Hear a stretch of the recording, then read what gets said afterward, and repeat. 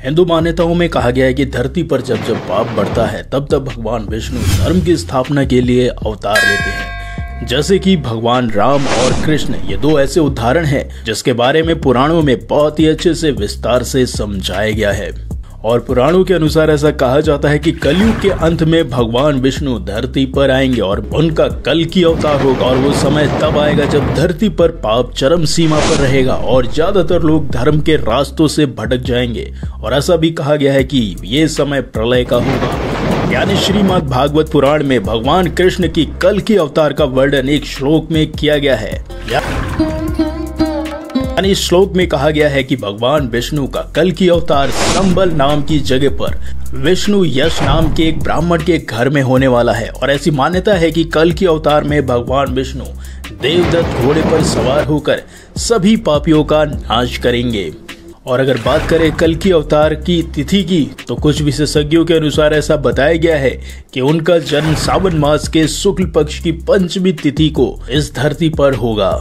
और अब बात करते हैं उस गांव के बारे में जहां पर भगवान विष्णु का कल की अवतार होने वाला है। तो वैसे तो हमने आपको पहले भी बता दिया कि भगवान विष्णु का जन्म संबल गांव में होगा, लेकिन वो संबल गांव कहाँ है इसके बारे में मतभेद है, क्योंकि कुछ विद्वानों के द्वारा ऐसा कहा गया है कि उनका जन्म पश्चिम बंगाल के संबल गांव में होगा।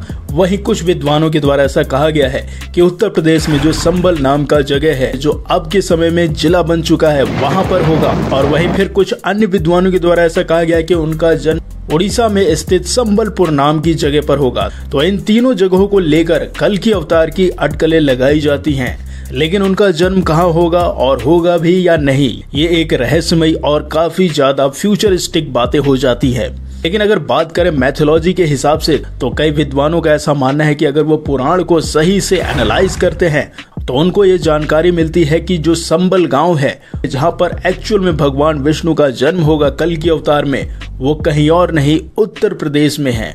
और उसके लिए कुछ ऐसे वो सबूत भी बताते हैं जो पुराणों में उनके अनुसार बताई गई है, जिसे 68वें तीर्थ के नाम पर जाना जाएगा। और जहां पर 19 कूप होंगे और उन कूपों के बीच में जहां शिवलिंग होगा और वहीं पर एक कदम का पेड़ होगा और जहां से माँ गंगा गुजर रही होंगी, वही स्थान संबल गांव के नाम से जाना जाएगा और वहीं पर भगवान कल्कि का जन्म होगा। तो आपको बता दें, ये सभी निशानियां उत्तर प्रदेश के संबल गांव में बिल्कुल सटीक पाई जाती हैं। और उत्तर प्रदेश के ही संबल गांव में प्राचीन कल्कि विष्णु मंदिर मौजूद है और इस मंदिर के पास वो निशानियां पूरे रूप से मौजूद हैं, जो ये कहीं ना कहीं दर्शा देता है कि शायद हो ना हो वही संबल गांव हो सकता है जहां पर भगवान कल्कि का जन्म होगा। और इस संबल गांव में स्थित भगवान कल्कि के नाम से जो मंदिर है, इस मंदिर की खासियत यह है कि किसी भी भक्त को भगवान कल्कि की मूर्ति को छूना पूर्णतः वर्जित किया गया है।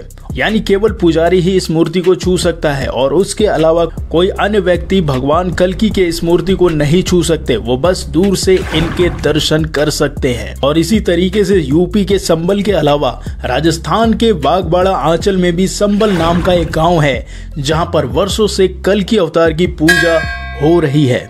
और अगर बात करें पौराणिक मान्यताओं के अनुसार, तो कलयुग 4,32,000 वर्ष का है, जिसका अभी प्रथम चरण ही चल रहा है। और कलयुग का आरंभ लगभग 3102 ईसा पूर्व से हुआ था।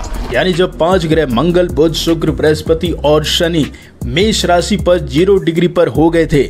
और अगर बात करें कि इस समय कलयुग की आयु या कलयुग अभी कितना बीता हुआ है, तो इसका अनुमान इस तरीके से लगाया जा सकता है कि 3102 ईसा पूर्व में इसका आरंभ हुआ था और इस समय जो वर्ष है वो 2023 है। इन दोनों को अगर जोड़ दिया जाए, जो वर्ष की आयु आती है, तो वो बताता है कि कलयुग की इतनी आयु बीत चुकी है और अभी इतने वर्ष और बाकी हैं कलयुग के अंत होने में। और इसी तरीके से एक और सवाल मन में आता है कि क्या कल्कि अवतार हो चुका है? यानी प्राचीन जैन ग्रंथों के अनुसार एक इतिहासकार हुए जिनका नाम केसी पाठक है। उनके अनुसार सम्राट महिरकुल हूण की पहचान कल्कि के रूप में की गई है। यानी वो कहते हैं कि महिरकुल का दूसरा नाम कल्किराज था और जैन ग्रंथों ने कल्किराज के उत्तराधिकारी का नाम अजितानज्य बताया है और महिरकुल हूण के उत्तराधिकारी का नाम भी अजितानज्य था। और कुछ विद्वानों के अनुसार महिरकुल को कल्कि मानना इसलिए ठीक नहीं होगा क्योंकि हूणों को वो विदेशी आक्रांता कहते थे, जिसके बारे में कहा जाता है कि वो एक विधर्मी राजा था जिसने लोगों का काफी ज्यादा शोषण किया था। तो ये बात साबित हो जाती है कि अभी तक कल्कि का अवतार नहीं हुआ है और इतिहास में जिन भी राजाओं का नाम कल्कि हुआ है उन्होंने लोगों के ऊपर अपना प्रभाव जमाने के लिए इस नाम का सहारा लिया ताकि लोग उन्हें अपना भगवान मान ले। लेकिन वो भले ही अपना नाम भगवान के नाम पर रख ले, लेकिन उनके अंदर वो दया भाव नहीं था जो कि एक भगवान में होना चाहिए था। लेकिन अगर बात करें क्या फ्यूचर में ऐसा हो सकता है कि कल्कि या किसी भगवान का ऐसा अवतार हो, तो होगा या नहीं इसके बारे में तो कहना काफी ज्यादा मुश्किल है, क्योंकि ये पूरी तरीके से भविष्य पे निर्भर है। लेकिन अगर पुराणों और धर्म ग्रंथों की बात माने तो ऐसा कहा गया है कि हो ना हो भविष्य में जरूर कल्कि अवतार का जन्म होगा। तो अगर आपको ये जानकारी जानकर अच्छी लगी तो इस वीडियो को लाइक करिए और ज्यादा से ज्यादा लोग तक शेयर करिए। फिर मिलते किसी नए टॉपिक के साथ, तब तक के लिए नमस्कार।